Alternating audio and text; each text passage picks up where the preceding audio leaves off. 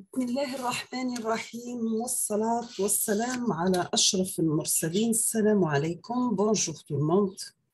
Dans cette vidéo, Inch'Allah, راح نبارطاجي معاكم des exercices في الموديول traitement de signal. راح نشوفوا les propriétés des signaux. Donc, on va voir comment tracer des signaux particuliers في traitement de signal. On va commencer par un signal qui s'appelle signal porte ou bien signal rectangulaire. Nous avons pour tracer un signal rectangulaire, si vous avez rect de t moins grand, t moins 1, la période égale à 1, l'amplitude égale à 1. Donc, vous tracez l'amplitude égale à 1. T moins 1, c'est-à-dire elle est centrée sur 1, avec une période totale qui est égale à grand T, d'accord? Donc, on va mettre, tant que la période est égale à T, entre moins T sur 2 et plus T sur 2, plus la valeur, l'icône fera centrer le signal. Donc, vous aurez moins T sur 2 plus 1 et plus T sur 2 plus 1.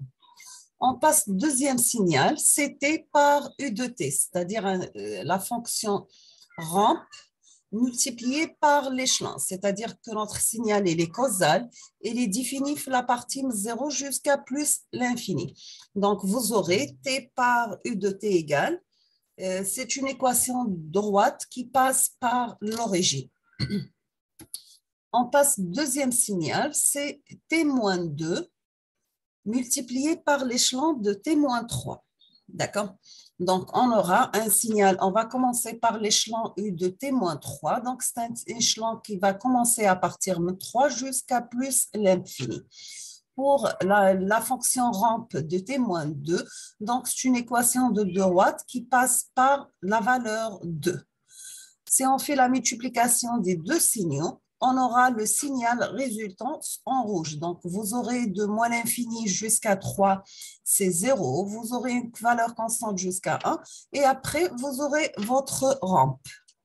Pour le signal moins t plus 3, multiplié par U de t moins 2, multiplié par U de t moins 3.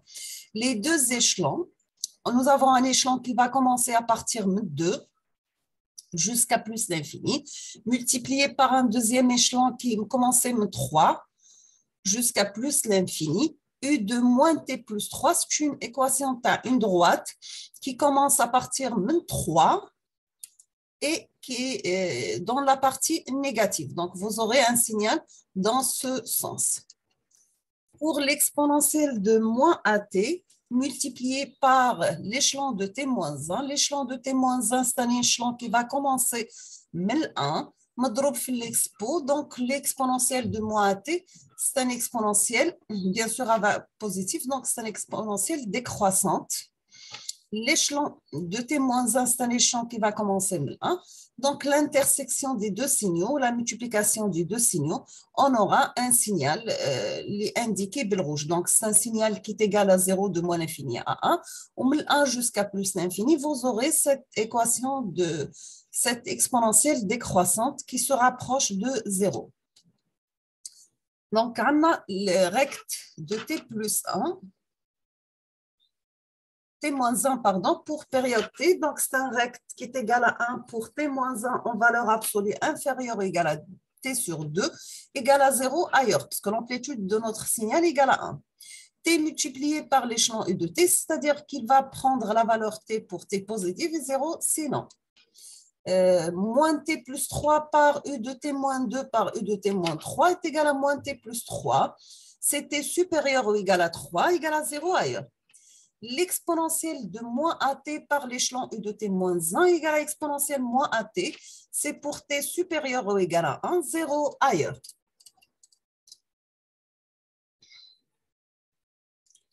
On passe à la solution d'un autre exercice qui vous demande d'écrire x de t sous la forme d'une composante paire et une composante impaire, sachant que toujours un signal s de t est paire.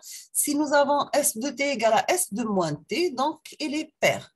Un signal S de T est impair, pardon, c'est impair, c'est pas pair, si vous aurez S de T égale à moins S de moins T, donc vous aurez la partie impaire de votre signal. sachant que toujours x de t peut se mettre la forme x paire de t plus la partie impaire de t, sachant que la partie paire du signal est égale à 1 demi x de t plus x de moins t, et la partie paire de notre signal est égale à 1 demi de x de t moins x de moins t divisé par 2. Nous avons un signal g de t qui est égal à 4t cosinus 10p fois t. Donc, on peut le mettre sous la forme d'une partie paire, gp de t, paire de t, plus la partie impaire du signal. On va commencer par g de moins t. Donc, vous remplacez t par moins t. Donc, vous aurez moins 4 de t cosinus 10p fois moins t. Le cosinus est une fonction paire, donc cosinus 10p moins t, ça sera cosinus 10pt. Donc, vous aurez moins 4t cosinus 10pt, c'est la même chose que moins g de t. La composante paire du signal est égale à 1 demi de g de t plus g de moins t. Donc, est égal à 1 demi de g de t moins g de t, donc égal à 0. D'accord? La composante paire de ce signal est égale à 0. La composante impaire est égale à 1 demi de g de t moins g de moins t. Donc, est égal à 1 demi de g de t plus g de t est égal à g de t. Donc, est égal tout simplement 4t cosinus 10 pt. Tout simplement, notre signal g de t, c'est un signal impair qui a sa composante paire nulle. Donc, il est impair. On passe au deuxième signal. Nous avons f de t est égal à 8 plus t carré, sinus 32 pi fois t. Donc, nous avons f de moins t égale à 8 plus moins t élevé au carré, c'est t au carré. Sinus 32 pi par moins t. Sinus est une fonction impair, pardon. Donc, on aura de f de moins t égale à 8 plus t au carré. Sinus moins 32 pi t. Le moins ta sinus. Donc, tout les f de moins t égale à moins 8 plus t au carré par sinus 32 pi t. Donc, est égal à moins f de t. Donc, notre signal, il est impair. Sa composante paire est nulle. Donc, ça reste tout simplement sa composante impaire f de t, f impair de t qui est égal à f de t qui est égal à 8 plus t au carré, sinus 32 pi t.